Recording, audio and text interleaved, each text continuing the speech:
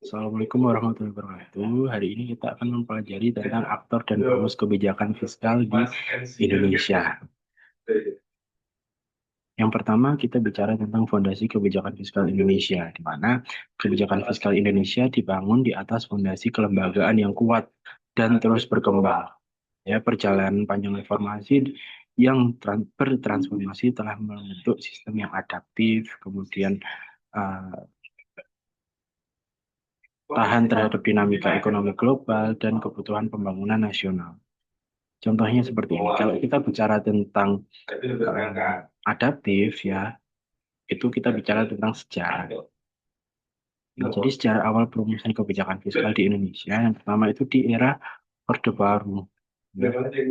Jadi perumusan kebijakan fiskal di Indonesia itu terjadi pada tahun 1969, di mana di situ terbentuk yang namanya penyusunan nota keuangan dan rancangan anggaran pendapatan dan belanja negara.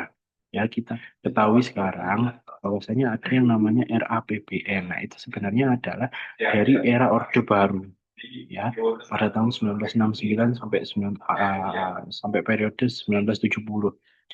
Ya, itu dibentuk yang namanya rancangan anggaran pendapatan dan belanja negara. Oke. Kemudian evolusi kelembagaan. Dulu itu namanya adalah Biro Perencanaan dan Penelitian. Ya, sekarang berubah menjadi Badan Kebijakan Fiskal Indonesia. Jadi dipecah ya supaya lebih terfokus ya, supaya lebih pekerjaannya itu lebih inklusi ya, lebih terfokus. Ya, kalau kita bicara tentang Biro Perencanaan dan Penelitian kan aspeknya banyak sekali nih yang akan dilakukan penelitian, perencanaan. Ya.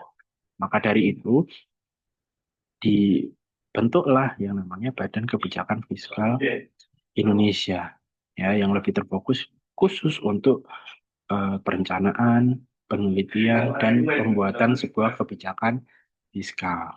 Nah, next, nah ini lembaga kunci dan perannya.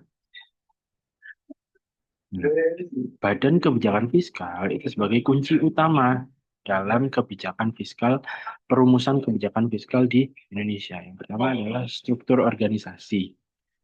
Ya, struktur organisasi di sini BKF atau Badan Kebijakan Fiskal itu dijadikan think tank utama kebijakan fiskal dan sektor keuangan di Indonesia.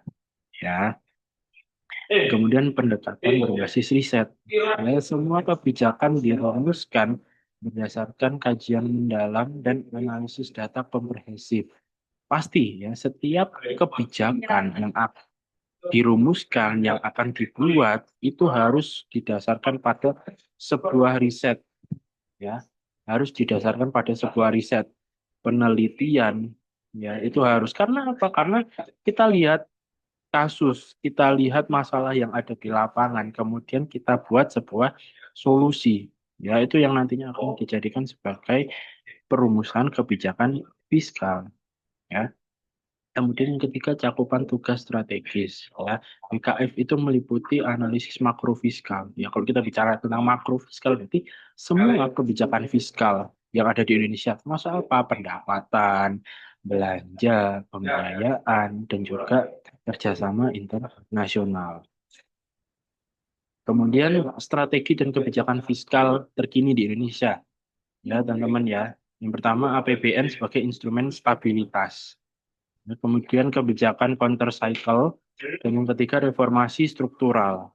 Ya, reformasi struktural ini berfokus pada pendidikan, kesehatan, pengembangan sosial, dan inklusi keuangan. Oke. Terus apa Pak bentuknya dari strategi fiskal di Indonesia pada tahun 2025 sampai 2026? Yang pertama adalah makan bergizi gratis. Ya, makan bergizi gratis. Kemudian yang kedua, pemeriksaan kesehatan. Ya, jadi bagi mereka yang ulang tahun itu bisa dilakukan pemeriksaan gratis di puskesmas ya kayak cek gula darah, cek tensi, kemudian cek asam urat dan lain sebagainya.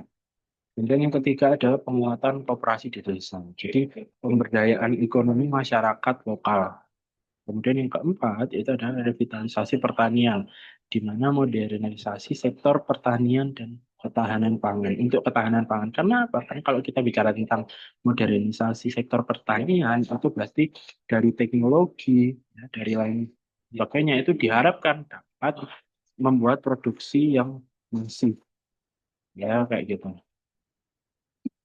Kemudian kebijakan fiskal itu sebagai motor pembangunan di Indonesia, di mana peran vital aktor dan lembaga. Ya, karena BKF itu sebagai lembaga strategis dan para pemimpin kebijakan fiskal memainkan peran krusial dalam menjaga stabilitas dan mengakselerasi pertumbuhan ekonomi nasional. Ya. Kemudian yang kedua, kebijakan adaptif dan inklusif, di mana pendekatan fiskal yang responsif terdapat perubahan dan berorientasi pada pemerataan yang mendukung visi Indonesia Emas di tahun 2045. Yang ketiga, sinergi untuk keberhasilan, di mana kolaborasi erat antara perumus kebijakan dan pelaksana menjadi kunci utama keberhasilan pembangunan nasional yang berkelanjutan. Ya, jadi dari kolaborasi antara perumus kebijakan dan pelaksana kebijakan harus sama-sama mendukung yang namanya pembangunan-pembangunan kebijakan fiskal di Indonesia. Nah, seperti itu. Baik, sekian untuk materi pada aktor dan rumus kebijakan fiskal di Indonesia. Jika ada pertanyaan, silakan diajukan di WA. Sekian dari saya. Terima kasih. Wassalamualaikum warahmatullahi wabarakatuh.